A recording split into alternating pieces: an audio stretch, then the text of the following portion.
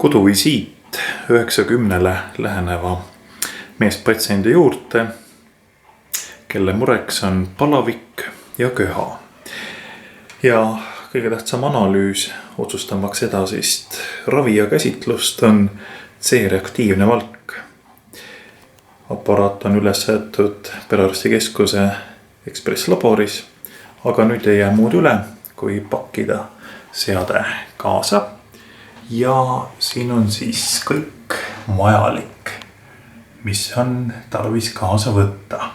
Kodune CRV mõõtmine ja varustus.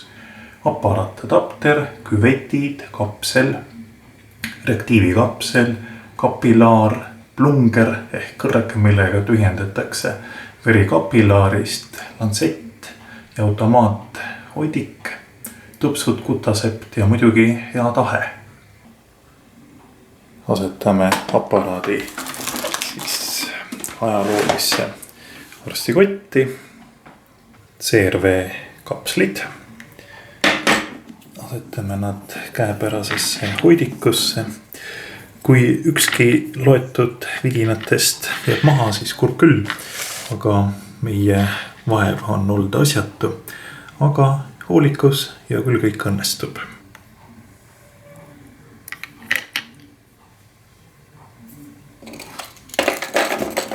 Väga tähtsad asjad. Lantsett, nõelad ehk siis lantsetid ja lantseti automaathoidik ja peakski olema kõik.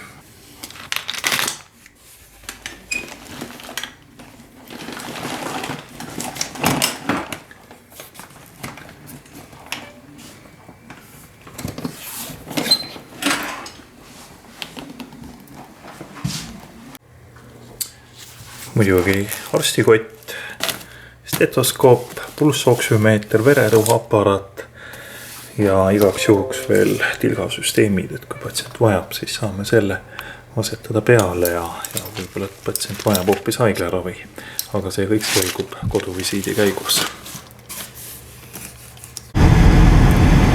Tee on üsna libe, jää ja vihm peal, päris halb kombinatsioon, aga olud on sellised.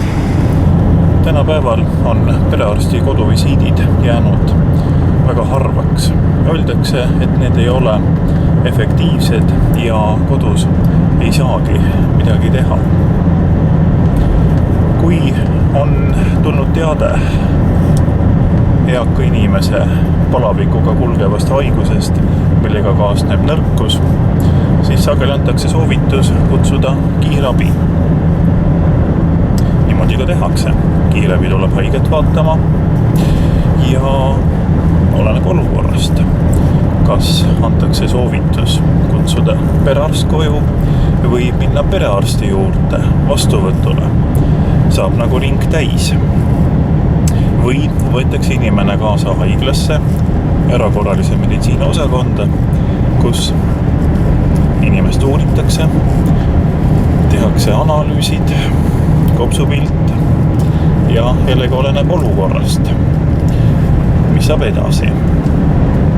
Ja sagel on niimoodi, et inimene viiakse haiglasse kiirabiga, tehakse uuringud ning leitakse, et seisund ei olegi nii paha ning teda saab täiesti kodus ravida. Kirjutatakse rohtu ja tekib küsimus, kuidas inimene saab haiglast koju. Tegemist on ju eaka inimesega, kes vajab kõrvalabi. Ja nii on olnud palju sellisi raskeid olukordi, kus omaksed saavad teate hilja õhtu või isegi öösel. Lugu on selline, et nad siis peavad tulema oma eakale järgi. Mis toimub veel? Kõik see ahel kodunt kiirabiautole mitmeid ja mitmeid tunde erakorralise meditsiini osakonnas ootamist, kokkupuude võimalike viirusinfektsiooni haigetega, kaasa arvatud gripihaigetega, siis võib juhtuda, et algsest probleemist võib saada hoopis tõsisem probleem. Ja leian, et käepärase varustusega, arst ei ole ju paljakäsi, on võimalik kodus teostada haige läbivaatus, põletikuproovi määramine, pulssoksümeetria, kardiograafia ja muidugi vana hea haige füüsikaline uurimine, auskultatsioon, koputlus, rinnavärina hindamine ja ennekõike mõtlemine. Niimoodi on võimalik siis teha juba järeldused ning määrata ravi. Vaatame, kuidas see koduvisiit meil õnnestub.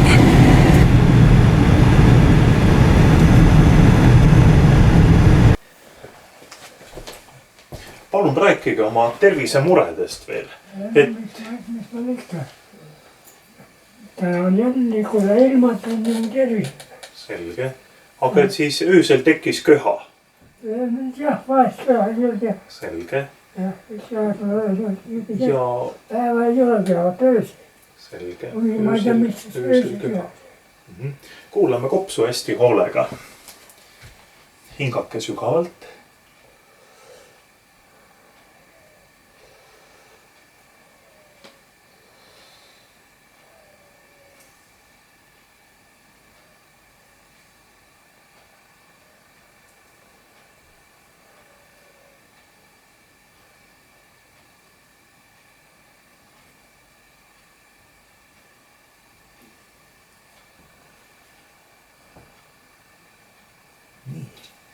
Patsiendil on kaasnevalt selline heal astma. Ma koputan ka praegu.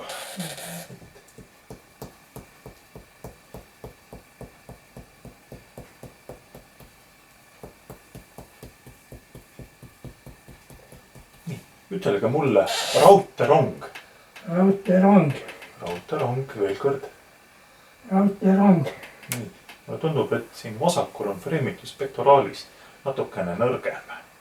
Vaatame sõrme otsast, palju on SpO2 ja siis teeme vereproovi.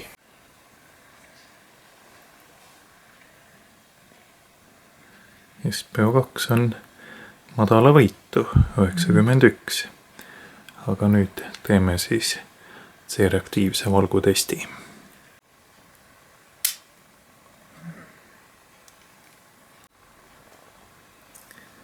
Nii, 20 mikroliitrit verd.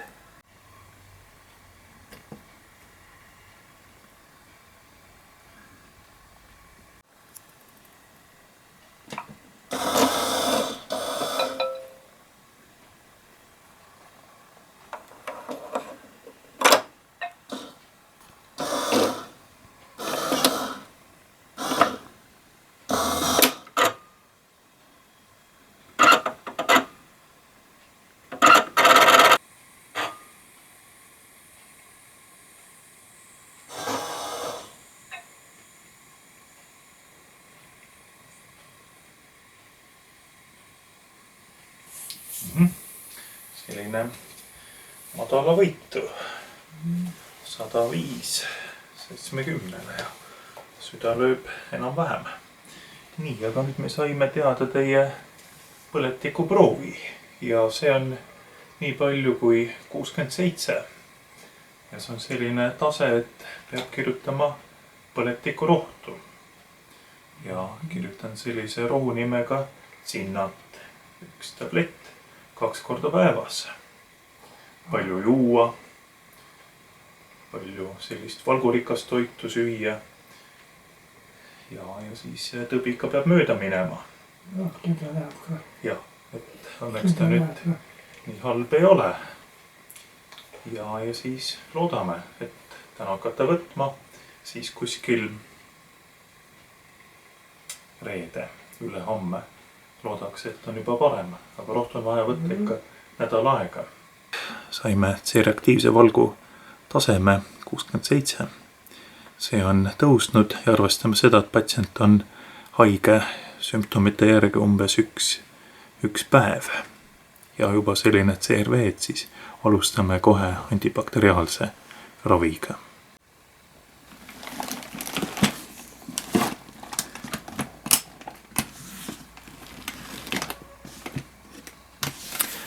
Patsiendil on hea peretugi. Tublid pojad, kes siis hoiavad isal silma peal, annavad põletikurohtu, keedavad köhateed, annavad maitsvat sööki ja küll see tõbi siis läheb mööda. Küll ta läheb. Kena. Andke siis teada reede, kuidas on ja siis otsustame edasise. Aga kui nüüd juhtumisi tõuseb kõrge palavik ja hingamine muutub raskemaks, et siis tuleb haiglasse minna ja kiirabi aitab teid siis. Aga loodan, et see põletikurohi ja kõik sellised kodused ravivõtted aitavad teid. Ja seda hingamisteed laiendavat rohtu ka, retafyliini ka võtta ja ventoliin piipu ka tõmmata. Et see on olemas. Nii, ja head paranemist teile. Koduvisiit on tehtud ja eaka mehe seisund on keskmise raskusega. Diagnoosisin tal algavat osakvalasagara kopsupõletikku. Määrasin antibakteriaalse ravi kodus. Tähtis on mehele anda korralikult juua, liiter vähemalt mineraalvett, gaasita või püha teed, jälgida omaste poolt, kuidas siis ta saab hakkama, kuidas on kusemine, söögiisu, kergelt seeditav, vitamiini valgurohke toit, sisaldaks ka kiudaineid, tekiks kõhukinnisust ja vaatame 2.–3. haiguspäeval helistame ning hindame seisundit ja siis otsustame, kuidas edasi. Ja kui haigus võtab ebasoodsa kulu, siis on võimalik juba kutsuda kiirabi ning patsient siis paigutada haiglaravile. Aga vaatame, kuidas see kõik meil nüüd praktikas kulgeb. Aga diagnostika kodus, nimetatakse seda point of care diagnostikaks, on täiesti toimiv.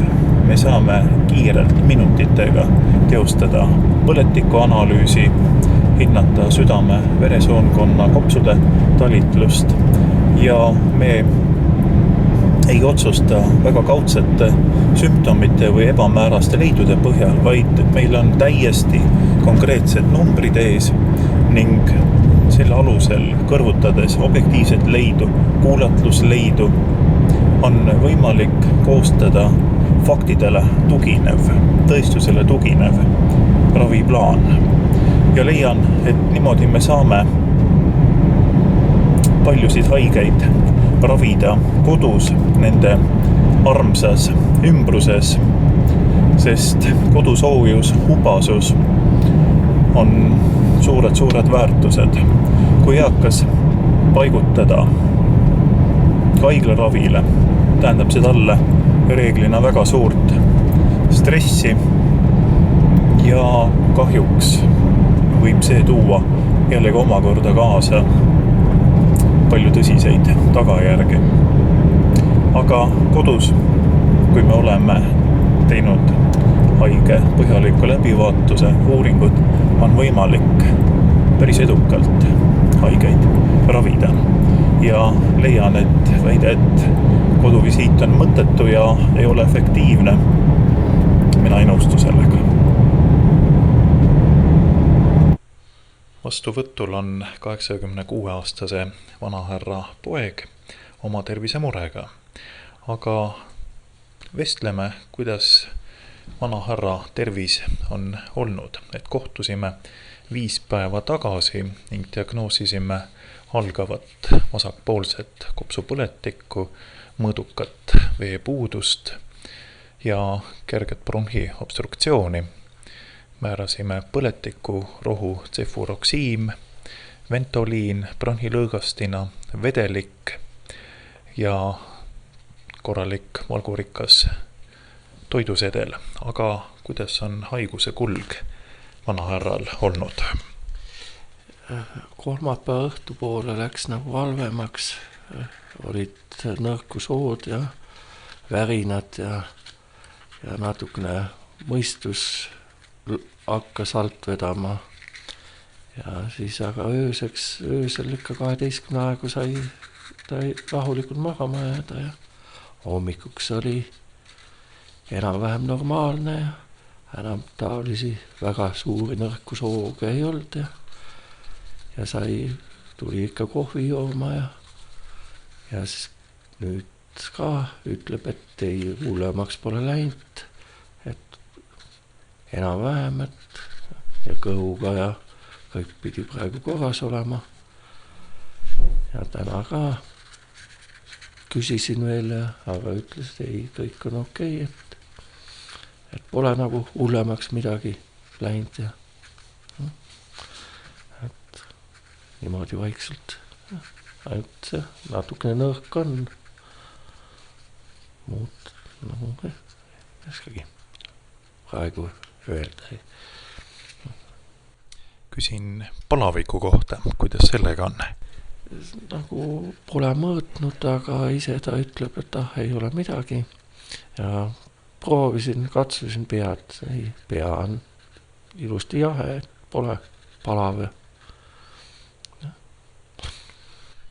Tema peab kindlasti palju vedelikku saama, et gaasita mineraalvesi, värske originaal, näiteks selline liiter, 1,5 isegi päevas juua ja kindlasti uriini hulka jälgida, et kuidas sellega on.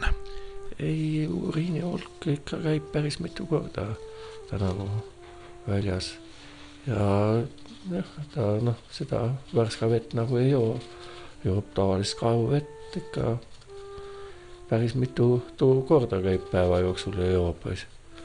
Ja peale tablettide võtmist ikka joob ka klaasitäie veel ära.